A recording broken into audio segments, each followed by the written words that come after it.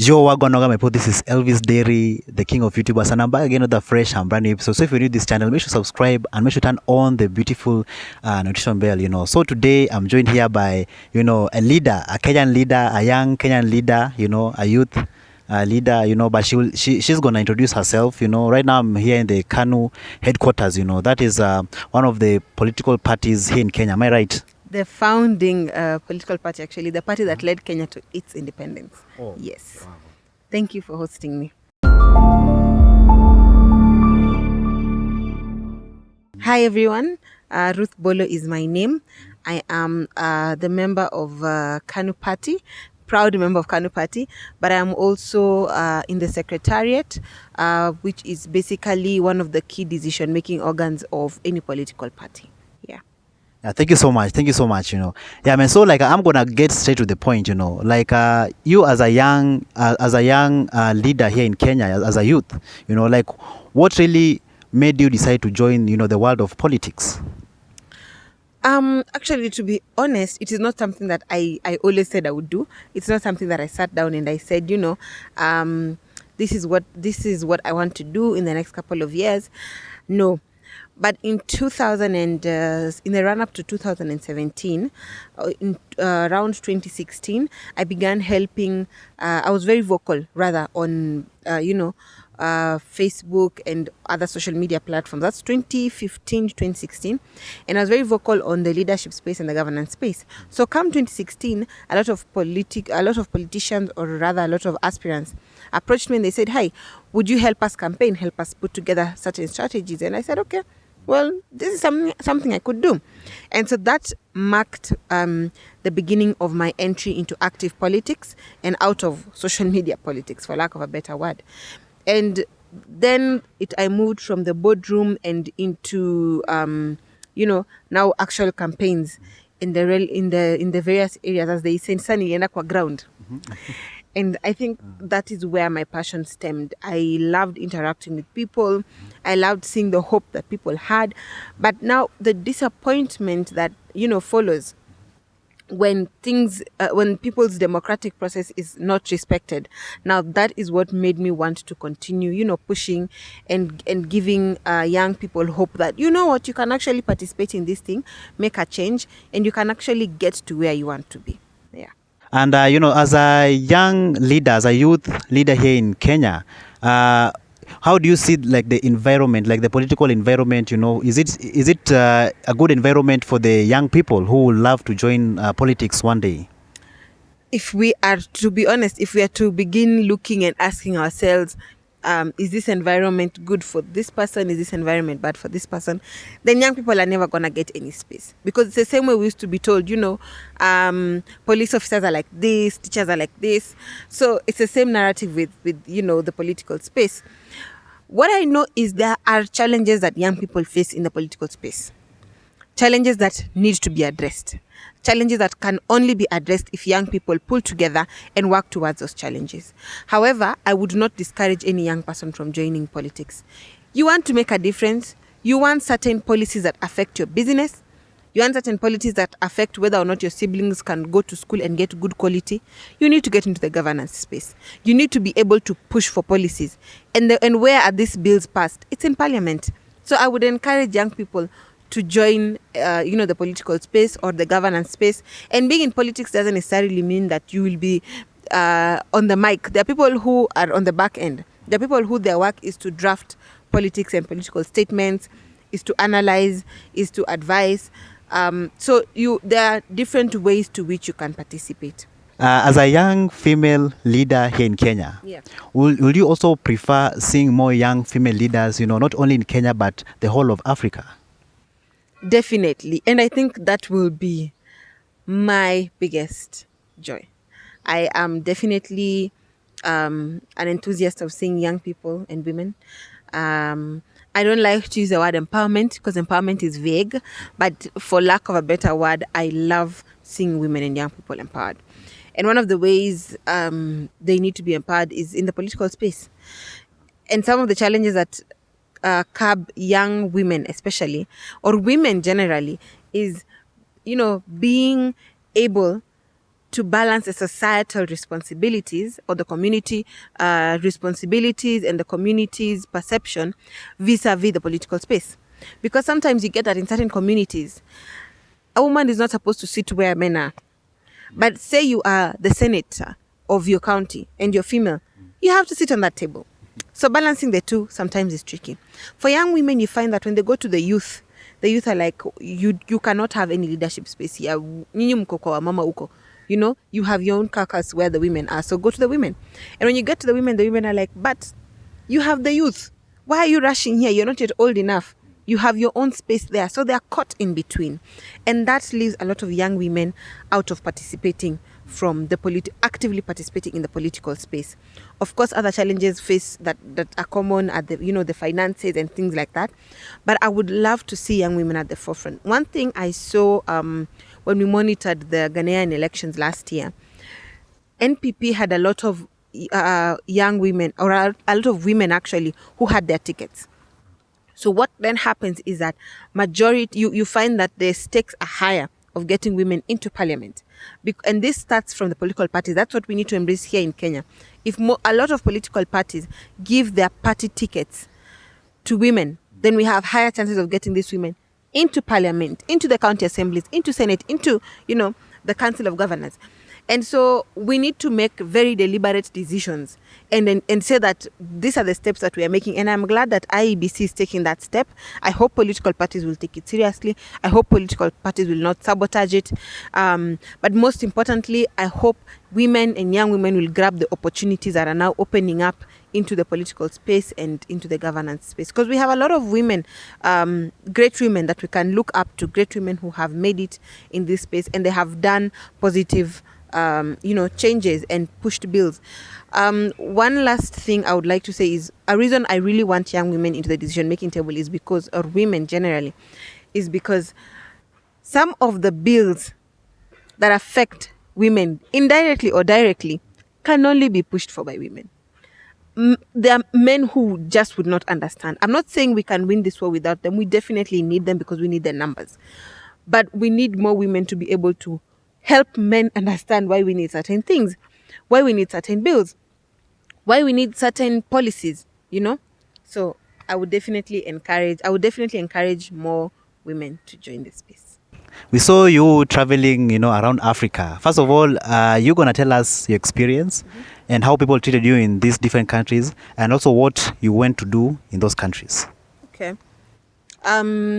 So for politics specifically, I have been to, or rather for Kano specifically, I have been to Abidjan and I have been to Ghana. When I went to Abidjan, I had gone to do the presentation on young people and unemployment, entrepreneurship and migration. So basically how are young people affected? What are the rates of migration and unemployment in Kenya? And I was glad to share a panel with a representative from Ghana. I had a representative from Morocco as well. We had people from South Africa. Basically, we had gathered conservative political parties across Africa, again, under Young Democratic Union of Africa. And so we were able to do that presentation. We were able to come up with what are some of the things that can be done in different countries to ensure that this thing is curbed. For example, unemployment. What are the unemployment rates? And while Kenya was not doing so badly among the countries that were there, I realized that we can borrow quite a lot from our neighboring countries. There's so much that they have done that we can do differently. And likewise, there's a few things here and there that they could borrow from us. And we're able to exchange those notes and put together a document with suggestions for our various countries for them to adopt them. I'm glad Ghana has been on the forefront again of putting these things in motion. Namibia as well. And we saw the political party that had joined us. They had their elections right after that. And they were able to get a lot of young people in there. And actually, they gave, rather one of the ladies in our group was the youngest, or is currently the youngest member of parliament in Namibia. So that was quite huge for us. In Ghana, I had gone on 2 different occasions for 2 different items. The first one, I had gone to observe how the political parties are ready, or rather preparing themselves for the elections. What are they doing? What are the tactics they're doing? And just get the feel of campaigning in the streets of Ghana, just so that I know how are people responding? How are the how is the tension in the area, are people's businesses going on. And then now I went back to do the monitoring of the elections, and just to find out, are they free, are they transparent, how is the counting done, those who have petitions, those who want a recount, and just understand the process. And actually I did a summary on the comparison between the Kenyan IEBC and what they can borrow from Ghana on my page. So I've been able to really try and help people learn, because we don't have everything put together. We must learn from other countries. And the people treated me well. I mean, in Ghana, they are quite friendly people, and there's a lot of business that we can do with Ghanaians. But there's even more opportunities for Kenyans to invest in Cote d'Ivoire, being as Cote d'Ivoire is still an upcoming country. Yeah. I said thank you so much. So to all my Ghanaian brothers and sisters, Chale Abeg now. Thank you so much for treating my sister here, Ruth Bolo, very, in such a respectful and welcoming way. As a young leader, all those years that you have been in politics as a young leader here in Kenya, like what have you achieved so far? Well, there have not been very many years. We're in 2021, so that's been about 3 to 4 years. But it depends on whether it is, as an individual or generally as in a gain for the youths. But what I can say is that my political career has actually been one that I look back and I truly appreciate the growth that I've had. I have been able to, mentor. I'm currently actually mentoring a group of about 5 young girls who want to join the political space. And mentorship is not easy. Mentorship is completely not easy, but it's something that I love doing. I've also been able to present the problems of Kenyan youth when it comes to matters of entrepreneurship, migration, and unemployment. That was in 2019 in Abidjan, courtesy of the Young Democrats Union of Africa, which has also, I have also been lucky enough to be elected, or rather appointed, last year as the chair of the International Relations for Young Democrat Union of Africa. And we've done a lot of webinars, basically, because I got in last year when we were having the COVID period. We've been able to do a lot of webinars with young people across the country, basically encouraging them, telling them what the political space looks like, trying to navigate and really come in when we have those countries that are having electoral violence. We have countries that are not having good relationships. So we've tried to ensure that the youth are not caught in between. And those that are, we try and see if we can provide counseling services, if we can, speak up about it, because keeping quiet also means you're encouraging it. So we try and say our opinion on what is happening, and try and get the various governments to know that, hey, we are watching you and we don't like what's happening to young people in your country. Yeah, and many other things. I mean, I've also been able to, come up with town hall meetings back in my area where people discuss the governance process and people get to learn the governance process. I've been able to host, through my platform, deliberate discussions. I've had 2 international guests, one from Tanzania and one who is a former MP in Mozambique. And people basically get to learn, what do you do in your journey? They get to ask questions. They get to have that push. So I try as much as possible to be of influence to young people in a positive way and show them that this thing is possible. If you do not know where to start, because I didn't have any young person who was in the field that I could talk to. So I ensure that I am that young person for young people. Yeah. Before we finish, you're gonna tell us, one last, any last one, like anything you love to add that we have not yet talked about. Well, there's so much to say about the political space. There are a lot of myths, there are a lot of misconceptions that need to be demystified. But there's a lot that people still need to learn, a lot that people still need to get to know about. And when we talk about, the democratic process, it's not just in political parties. It is in your offices. When you're doing, when you're picking the president of your unions. It is in schools, when they're picking their prefects and teachers and or rather prefects and head of sports or whatever it is in your different departments where democracy really applies. And sometimes you may not agree with someone's opinion, but you must respect it. And of course, to those who are looking to join a political party, Kanu is here. I'm ready to welcome you guys. We have so much for young people. We are actually trying to be the alternative party for young people out there. And it is courtesy of Kanu that all these platforms have opened up for me. So if you would like to join a political party, Karibu Kanu. And like I have dreadlocks, will I be welcome to also to be a leader? I mean, times have gone where you had to dress or be a particular way in order for you to be accepted into the community. You know, from way back, we had to be told that, you have to shave, you have to look a certain way, you have to dress a certain way, you have to, for the ladies, you'd be told you have to put on a dress that covers your neck, your arms, and, down to the legs. But now, Kenyans are moving beyond that. We are now looking at, what do you have to offer us? When we vote you in, when we elect you, what are you going to offer us? What are you going to bring that other people have not brought?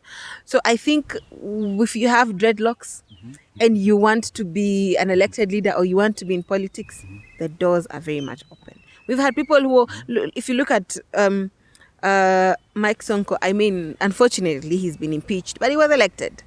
Yeah. Get yourself through the door, which is the most important thing, and then navigate the waters from there.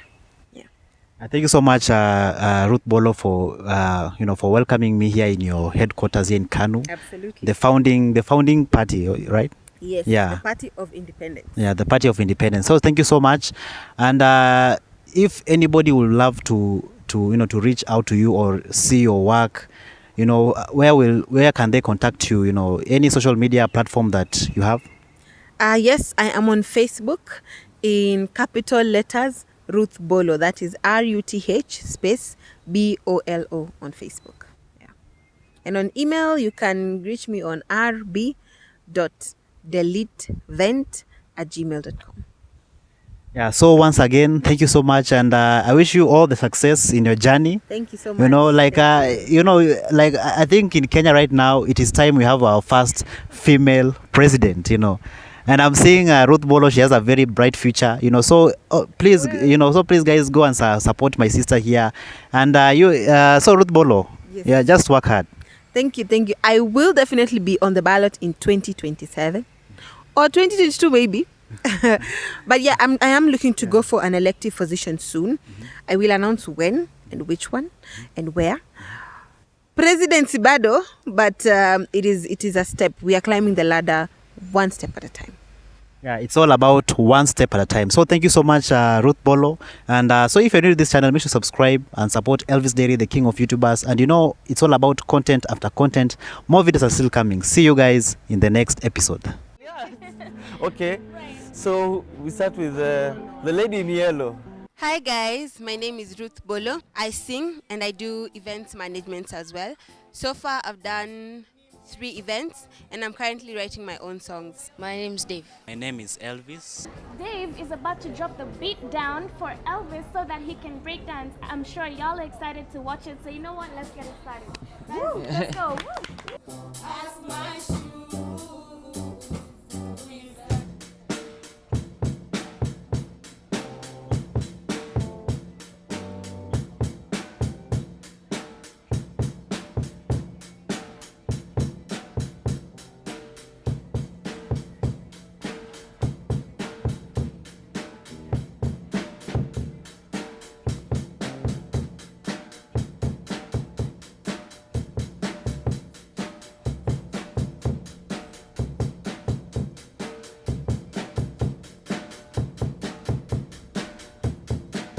I do media and dancing in Dalk, and I've been here for 2 years and everything is going great.